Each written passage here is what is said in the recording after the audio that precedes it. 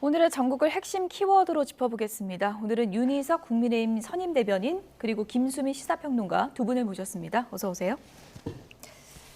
네, 먼저 첫 번째 키워드 영상으로 보겠습니다. 세상 모든 길은 처음에는 다 길이 아니었습니다. 많은 사람들이 같이 가면 길이 되는 거죠.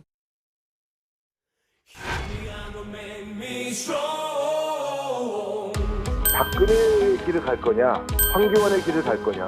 박근혜는 사실은 기존 권력하고도 싸워가면서 굉장히 세게 대통령에게 직원해 가면서 비대위원장 했죠. 한동훈 비대위원장은 황교안 길을 갈 겁니다.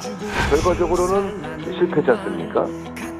한동훈식 야구는 삼진아웃으로 가는 길일 수도 있다. 그 상대가 대통령일지라도 국민적 상식과 눈높이 그리고 법의 정의를 정확하게 가져다가 돼야지 상대 봐가면서 그 기준이 흔들리거나 이러면 저는 그냥 삼진아웃이라고 생각합니다.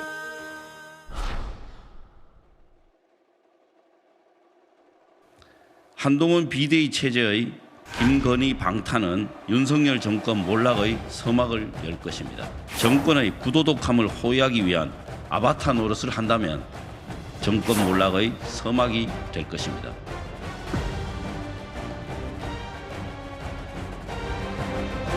한 장관이 한 비대위원장이 만납시다 요청을 한다면 만나실 의향이 있습니까?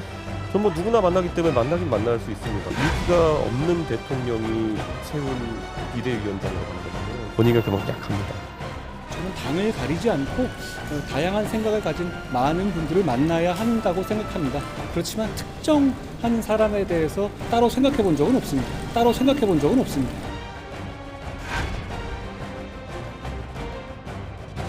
그해 말 투아웃에 투 스트라이크이면 원하는 공 들어오지 않아도 스트라이크인지 볼인지 애매해도 후회 없이 휘둘러야 한다고 생각합니다.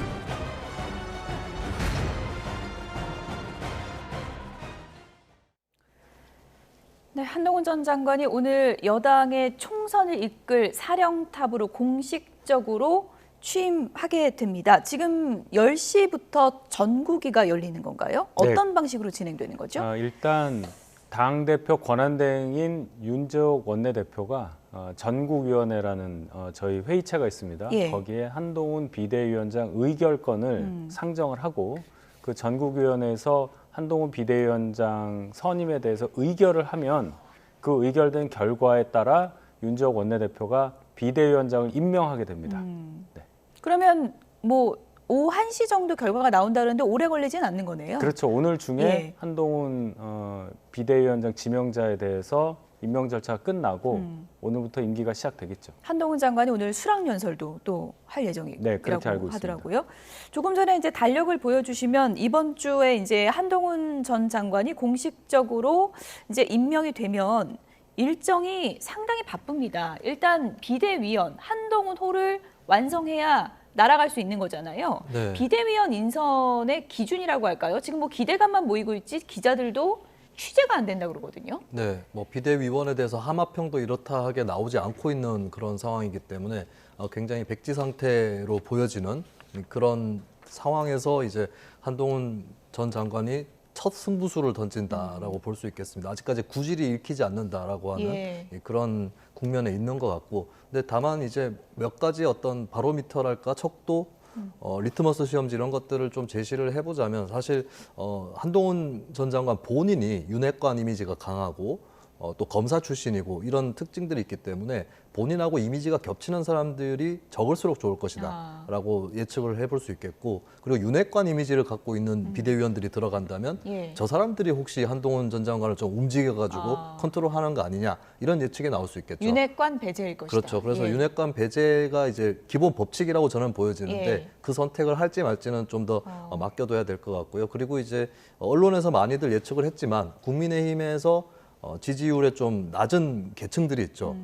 여성이라든지 청년 이쪽으로 많이 배합을 해야 될 거다라고 지적들을 하는데 저 역시도 그런 법칙들이 작용을 하지 않을까 이렇게 보여집니다. 윤핵관 배제하면 한핵관이 들어오는 겁니까? 네, 한핵관이라고 했을 때 한동훈 전 장관이 정치인 경력이 별로 없기 때문에 한핵관이라고 부를 수 있는 인사가 과연 얼마나 있는가 이런 얘기도 있고 조금 여담이지만 이게 불과 3년 전만 해도 국민의힘에서 당시에 윤석열 당시 검찰총장에 대한 우호적인 그런 목소리들이 늘어날 때도 그때도 한동훈 하면은 이가 갈린다라고 하는 국민의힘 내부 인사들의 반응이 있었어요. 왜냐하면 한 전 장관이 소위 적폐 수사에서 굉장히 이제 맹장으로 그렇군요. 그렇게 수사를 했기 때문에 그때만 해도 국민의힘 인사들이 윤석열은 몰라도 한동훈 하면 이가 갈린다 했던 것이 불과 3년 전입니다. 지금은 현재, 전화를 기다리고 있겠죠. 네, 현재는 이제 그 한동훈 전 장관에게 의지해야 되는 것이 국민의힘의 현실이 아닌가 싶습니다. 예. 누구한테 연락을 하고 있을까? 기자들도 취재가 안 되고 있는데 지금 이분이 거론되고 있습니다. 인재영입 1호 이수정 교수인데요. 오늘 언론 인터뷰에서 어떤 얘기를 했는지 들어보시죠. 이수정 교수한테 연락이 갔다더라 이런 얘기가 들리던데 사실입니까? 뭐 그게 전화로 공식적인 지금 제안을 하신 건 아닙니다. 하마평이 언론에 마구 보도가 되다 보니까 제가 어저께 밤에 굉장히 고민을 많이 했어요. 제가 지금 여의도를 왔다 갔다 하면서 이게 수원에 선거를 치를 수 있는 그런 만만한 지역인가 생각해 봤는데 전혀 답은 아니다. 그렇기 때문에 저는 제 선거에 몰두하는 것이 그게 맞다 이런 결론에 도달했고요. 만에 하나 저에게 전화를 하셔도 제가 지금 거절을 해야 되는 게 맞다 이런 결론에 도달했습니다. 아니 잠깐만 이수정 교수님. 그러니까 한동훈 전 장관이 직접 전화를 한 건 아니지만 아닙니다. 문자를 통해서 연락을 했던 건 맞고요. 그거는 SNS라는 네트워크를 통해 가지고 서로 덕담 수준으로 여러 사람이 이야기를 했던 거고요. 아 카톡으로요? 그 이제 포탈은 알려드리기가 이상하고요. 뭐 그런데 공식적인 그 제안을 받은 바는 없습니다. 네, 카톡인지 뭔지 알 수는 없는데 어쨌든 전화한 건 아니고 문자를 보냈다 그래요? 네. 뭐 음성으로 뭔가 서로 소통을 한 건 아니고 텍스트라고 하죠. 이걸로 이제 소통을 했다는 얘기인데 뭐 제안 비슷한 얘기를 들은 거는 같습니다. 이수정 교수한테. 근데 타진 정도? 타진이라고 봐야 되겠죠. 그래서 본인도 이게 정식 제안이라고 느끼지 못했다.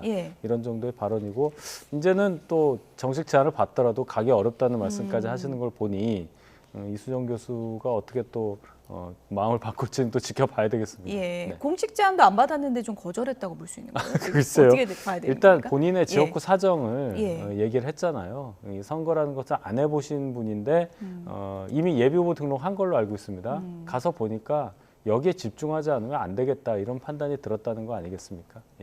왜 이수정이냐 생각해보면 김수민 평론가가 조금 전에 얘기했던 기준 중에 하나가 여성이라는 기준에 들어가는 것 같은데 그런 점을 좀 부합했다고 볼 수 있을까요? 네, 이수정 교수는 뭐 중장년 여성이기는 하지만 사실 청년 여성 사이에서도 인지도가 높은 편입니다. 왜냐하면 성범죄라든지 이런 것들을 많이 다뤄왔었기 때문에 젊은 여성들이 한때 이제 뭐 본인의 대변인처럼 생각했던 그런 또 인물이기도 하죠. 근데 이제 앞으로 남아있는 숙제는 청년 여성의 지지가 좀 떨어지는 국민의힘으로 들어가게 됐기 때문에 그 여성들을 설득해가지고 국민의힘 지지층으로 데려올 수 있을 거냐라고 하는 난제가 일단 남아있는 것이고 또 본인이 수원에 출마를 했고 수원이 최근 몇 차례 선거에서 민주당이 다 이겼던 지역이거든요. 이런 것들이 이제 좀 어려워서 이제 여기서 비대위로 들어가지 못하는 모습을 보였는데 일단 좀 비대위가 난항이다라는 신호를 주고 만 것 같아요. 이수정 교수 하면은 이제 언론에서도 비대위원으로 가장 유력시되는 예측되는 그런 인사로 꼽혔는데 그 1호에 해당하는 인물이 비대위에 들어가는 게 좌절됐기 때문에 그렇다면 또 누가 들어갈 수 있을 것이냐 이게 또 한동훈 호에 처음 맞닥뜨린 숙제가 아닌가 그렇게 보여집니다. 연휴에 연락을 돌려도 이제 그걸 본인이 수락을 해야지 가능한 거니까 그게 또 쉽지 않은 문제 같기도 하고 전화 안 오셨습니까? 저는 그런 연락 받은 적 없습니다. 당내에서도 지금 언론에서처럼 지금 뭐 취재가 안 되는 건가요? 어떻습니까? 제가 주말 사이에 많은 기자분들의 전화를 받았는데 그 기자분들 역시 전혀 짚히는 게 없다, 정보가 없다 이런 얘기를 합니다. 당내에서는 좀 말이 돌 수 있잖아요. 말은 돌 수가 있는데 그것조차 전혀 없다는 거예요. 그렇다면 제가 생각할 때는 적어도 당내 인사들에게 타진이라든지 어떤 연락이 간 게 전혀 없다고 봐야 되는 겁니다. 그러면 한동훈 지명자는 지금 당 외에서 바깥에서 누구를 찾는 작업을 하거나 또는 당내 인사를 염두에 두더라도 누구와도 상의하지 않는다고 봐야 되겠죠. 취재가 안 된다는 것은. 뭐 권영세 의원한테 전화도 했다 그러는데 그런 상의는 아니고 뭐 그냥 도와달라 이 말만 한 겁니까? 네, 그냥 인사 정도 하는 그런 통화였다고 저는 들었습니다. 지금 뭐 연락을 받은 분들이 함구하고 있을 수도 있는 거니까요. 지금 이제 뚜껑이 열리기까지는 아무도 지금 알 수가 없는 상황인데 한동훈 비대위 출범을 앞두고 언론이 주목한 여론조사 결과가 하나 있습니다. 그래픽으로 좀 보여주실까요? 네, 정당 지지도입니다. 물론 지금 한동훈 전 장관의 효과인지 아닌지는 알 수가 없지만 지금 표에서 보시는 것처럼 여야 지지도가 상당히 좀 좁혀진 걸 알 수 있거든요. 이게 좀 컨벤션 효과가 있다고 보십니까? 일단은 먼저 전제할 것은 좀 더 지켜봐야 될 것 같아요. 이 여론조사가 이러한 여론조사가 여러 개 나온 것은 아직 아니기 때문에 이 리얼미터에서 시행한 여론조사도 조금 지나서 리얼미터 같은 기관에서 실시한 조사하고도 또 비교를 해볼 필요가 있겠고 또 이 조사는 ARS로 실시가 됐는데 전화면접 조사들은 또 어떻게 나오는지 이런 부분들은 살펴볼 필요가 있을 것 같습니다.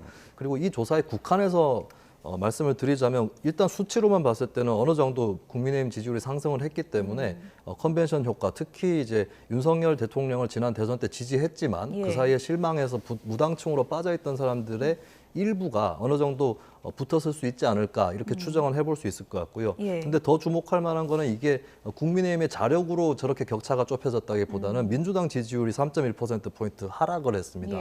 이것도 뭐 원인을 좀 단정하기는 어렵겠지만 그 사이에 무슨 일이 있었는가를 살펴봤을 때 송영길 전 대표가 구속이 됐고요. 그리고 이제 이재명 대표 지도부였던 공천 문제라든가 이런 것들과 이제 이낙연 신당 흐름 이런 것들 때문에 지지층이 일정 부분 좀 실망해서 무당층으로 조금 빠지는 제가 봤을 때는 뭐 민주당 지지층이 국민의힘으로 바로 옮겨간다거나 이런 효과는 거의 없었을 거라고 보여지고요. 그런 의미에서 조금 격차가 좁혀졌을 수는 있겠다라고 진단을 해봅니다. 조사 기관이나 방식에 따라서도 많이 다른데 ARS가 보통 국민의힘이 좀 유리한가요? 불리한가요? 어떻습니까? 좀 불리하다고 봐야죠. 불리합니까? 왜냐하면 전화를 받는 사람 그 선택 자체 거기서부터 벌써 응답이 달라지는데 소위 하우스 이펙트라고 합니다. 어떤 여론조사 기관에서 조사를 하냐에 따라서 그걸 듣고 전화를 끊는 분도 발생을 하거든요.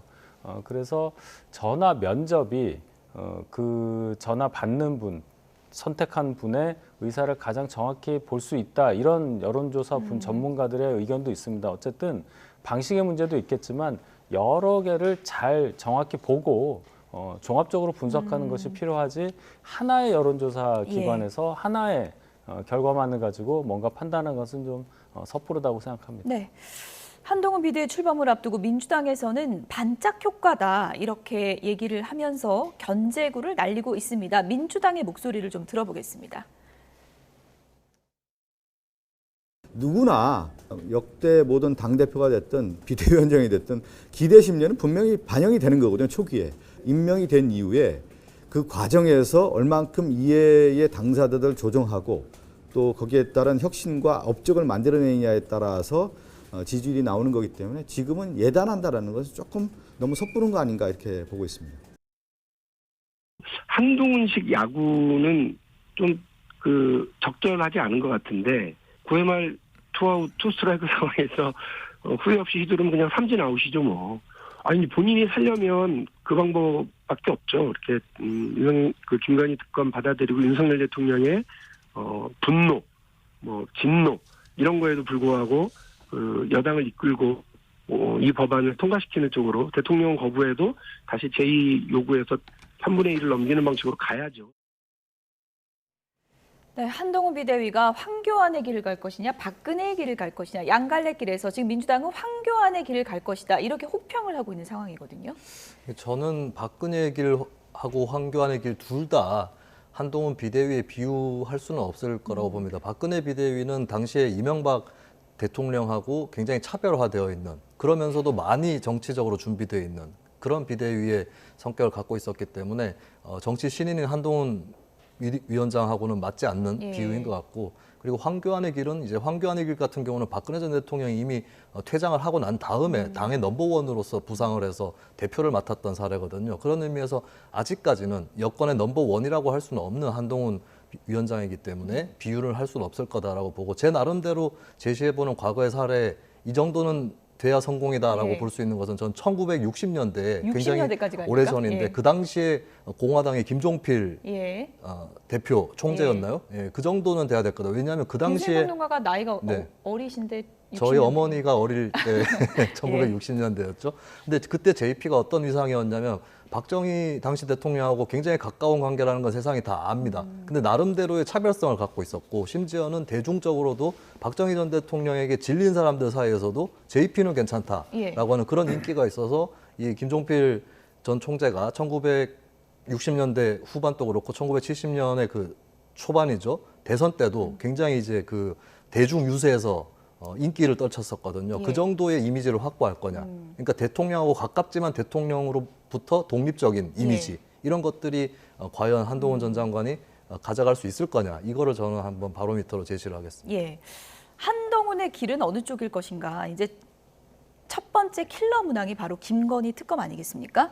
일단 모레 국회 본회의를 통과할 것으로 보이고 지금 대통령실은 거부권 쪽으로 가닥을 잡았다고 벌써 이제 알려지고 있는 상황에서 한동훈의 해법이 나올 수 있는 겁니까? 한동훈 장관이 지명자가 법무부 장관 이임할 때 이 얘기를 했죠. 이 특검법안에 대해서 질문이 나오니까 독소 조항을 쭉 열거했습니다. 법과 원칙에 따라 처리해야 되는 일이긴 하지만 하고 전제를 하고서는 독소 조항 3가지를 얘기를 했어요. 그래서 이 법은 절대 받을 수가 없는 법안이라는 얘기를 했습니다. 저희가 이 특검 법안을 받느냐 안 받느냐를 가지고 수직적 대관계냐, 수평적이냐 이것을 판단하는 어떤 기준으로 삼는데 저는 대단히 논리적이지 않은 피상적인 분석이라고 봐요. 이 법안 자체가 갖고 있는 문제점, 독소조항 여러 가지도 저희가 얘기를 했지만 더 중요한 것은 왜 이 법안이 나오게 됐느냐를 봐야 합니다. 이 사건은 도이치모터스라고 하는 회사의 주식을 갖고 있었던 김건희 여사의 그 소유 문제, 그 소유 기간에 있었던 일을 가지고 특검을 하자는 건데 중요한 것은 대통령 취임 이후에 이게 있었느냐 또는 두 분이 결혼한 이후에 있었느냐 둘 다 아니라는 거예요. 두 분이 전혀 모르는 사이였던 2010년에서 2012년 결혼 전에 김건희 여사가 그 회사의 주식을 갖고 있었던 그때의 일을 가지고 지금 특검을 하자는 겁니다. 그 얘기는 김건희 여사가 단지 대통령의 배우자라는 현재 신분, 그 신분 때문에 특검까지 하겠다는 거예요. 이게 맞는 말이냐? 여기에 대해서 저희가 문제 제기를 하고 그 단계부터 국민을 설득하는 단계에 있다. 그래서 한동훈 지명자도 그 부분에 집중해서 특검에 대한 입장을 밝힌 것이 아니냐 이렇게 봅니다. 그러니까 일각에서는 총선 이후에 받는 쪽으로 갈 것이다라는 전망이 많았는데 한동훈 지금 전 장관은 안 받는다 이렇게 결론을 냈다고 이제 해석을 하시는 거군요. 저는 그렇게 봅니다. 법 자체가 논리적이지 않고 여러 가지 체계에 맞지 않고 그 의도 또한 불순하기 때문에 총선 지나고 난다고 해서 그 하자가 치유되지 않잖아요. 그렇기 때문에 이 법안에 대해서 저희는 절대 받을 수 없다 이 말씀을 드리는 겁니다. 뭐 이렇게 되면은 민주당에서는 지금 뭐 윤석열의 아바타라는 프레임을 강조하고 있는 상황에서 특검 거부를 한동훈 전 장관이 직접 결정을 한다면 그 프레임이 더 좀 강화될 수 있다 이런 얘기도 있거든요. 네, 이거를 이제 아까 화면에서 킬러 문항이라고 또 비유를 했는데 저는 이거 킬러 문항이 아니라고 봅니다. 킬러 문항은 고난도고 배점도 높은데 이제 사실 킬러 문항은 수험생 일부 입장에서는 이건 틀려도 뭐 최상위권으로 갈까 아니면 상관없다라고 할 수 있는 그런 문항일 수도 있거든요. 근데 김건희 특검이라는 문항은 난이도는 어렵지 않아요. 국민들 상당수가 찬성을 하고 있고 그리고 이제 왜 영부인이라고 해서 수사를 제대로 받고 있지 않느냐라고 하는 이 부분이 부각이 돼 있습니다. 난이도는 굉장히 어렵지 않고 그런데 배점은 높아요. 이 문제를 틀리면은 대통령이나 여당한테는 크게 마이너스입니다. 근데 국민의힘과 대통령실 측에서는 이거 틀리려고 하고 있어요. 이 상황에서 이게 킬러 문항을 더 맞춰가지고 점수를 올린다기보다는 탈락의 위기를 넘겨야 되는 것이 한동훈 비대위의 숙제가 아닌가 그렇게 보여지고 지금 시간이 임박하기 때문에 한동훈 전 장관이 무슨 생각을 하고 있고 그 생각을 발현할 수 있을지는 잘 모르겠지만 아마 마지노선은 국회 본회의에서 통과한 다음에 대통령의 거부권 행사하기 이전에 뭐 대통령 거부권의 행사를 하더라도 어떤 절충안이랄까요? 이런 것들을 내놔야 할 것이다. 이게 최소한의 어떤 시험대를 통과하는 것이다. 이렇게 예측을 해봅니다. 오늘 한 언론에서 여권 관계자 말을 인용해서 한동훈 비대위원장이 된다면 자율권이 99.9%다. 그러니까 이제 한동훈의 시간이다. 한동훈 비대위원장이 마음대로 하면 된다. 이런 취지의 얘기를 했는데 김건희 특검 결정 앞서서 대통령실이 입장을 낸 것을 두고 이렇게 되면 자유가 아니지 않느냐, 운신의 폭이 너무 좁은 거 아니냐 이런 비판도 있거든요. 그거는 대통령실의 입장인 거고요. 당의 입장이 어떻게 될지, 특히 비대위원장이 된 이후에 어떻게 할지는 아직 저희가 모릅니다. 한동훈 장관이 오늘 취임하게 되면 취임 일성으로 분명히 그 부분에 대한 언급을 할 텐데 예. 자율성이 99.9%는 얘기의 의미를 잘 되새겨 봐야 돼요. 자꾸만 수직적 당-대 관계를 상정을 하고 그 부분에만 집중을 하시는데 이 법은, 이 특검 법안은 그 수직적이냐 수평적이냐는 관계를 결정 지을 수 있는 그런 법안이 아니라는 거예요. 법 자체가 잘못됐기 때문에 이것을 거부한다고 해서 수직적 당정 관계고, 이것을 거부하면 예. 수평적이고 예. 거부하지 않으면은 수직적이냐 이렇게 얘기하는 것은 저는 전혀 동의할 수 없다고 봅니다. 어쨌든 민주당에서는 그런 프레임으로 계속 공세를 하고 있기 때문에 오늘 한동훈 전 장관이 수락연설 이후에 기자들의 질문에 어떻게 답할지 좀 보도록 하겠고요. 킬러 문항 두 번째가 이제 이준석 전 대표입니다. 탈당 예고일이 내일이더라고요. 그럼 뭐 만날 시간도 없는 거 아닙니까? 뭐 정치는 알 수 없는 거라서 그 사이에 혹시 극적으로 뭐 접촉을 한다거나 타결을 하는 뭐 그런 것도 가능성이 제로는 아니겠지만 예. 아무래도 물리적인 시간을 봤을 때는, 그리고 이준석 전 대표가 워낙에 진작에 뚜렷하게 탈당 시점을 못 박아버렸거든요. 그러면은 이제 한동훈 비대위원장 입장에서도 이준석 왜 안 만나? 이렇게 질문을 받을 여지도 많이 작은 것이죠. 한동훈도 어쩔 수 없는 것이다. 뭐 이렇게 처리가 될 공산이 높아 보이고, 이게 어쩌면은 이재명 대표가 민주당에서 이낙연 전 대표를 대하는 것과 한동훈 비대위가 이준석 전 대표를 대하는 것이 비슷할 수도 있겠는데, 당의 통합이라든지 또 분열의 수습 이런 건 대단히 중요하지만 예. 저쪽은 너무 손잡기 어려워하고 하는 그런 이제 까다로운 그 일부 세력이 있습니다. 그 세력은 일단 제껴놓고 간다라고 하는 그런 전략이 펼쳐질 가능성이 상당히 높다라고 볼 수 있겠습니다. 지금 뭐 천하용인 내부도요. 김용태 전 최고위원이 이준석 전 대표와 함께 탈당하지 않겠다고 선언한 상황에서 이준석 전 대표는 지금 뭐 언론의 관심은 한동훈 전 장관에게 좀 빼앗긴 상황이고, 그리고 지금 같은 팀을 이뤘던 천하용인도 내분이 있는 상황이고 상당히 좀 어려운 상황인 건 맞는 것 같습니다. 그렇죠. 명분을 많이 상실했다고 봐야죠. 이준석 전 대표가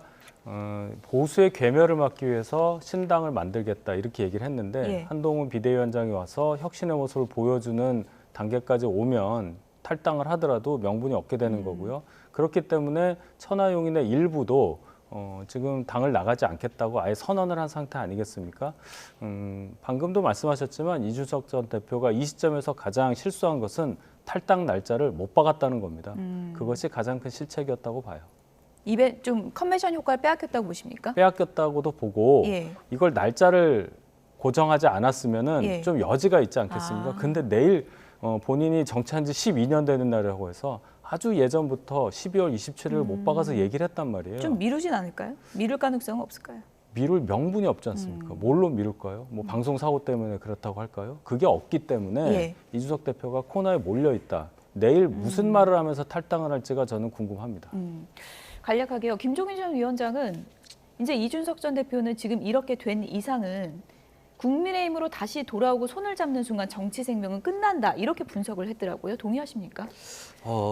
근데 그렇게 될 수도 있겠지만 또 한편 이준석 전 대표가 고민을 해봐야 되는 거는 이번에 나가게 되면 다시 들어갈 수 없게 될지도 모른다. 밖에 나가 있는 상태에서 뭐 굉장히 어려운 정치 험로를 만나게 될 수도 있다. 이 점도 같이 존재를 하겠습니다. 결국에 이제 김종인 전 위원장은 이제 앞으로의 진로가 어떻게 될 것이다라고 하는 쪽에 무게를 맞추고 이제 어느 쪽이 더 실익이 있느냐 여기에 대해서 얘기를 하고 있지만 중요한 거는 이 전 대표의 신념인 것 같아요.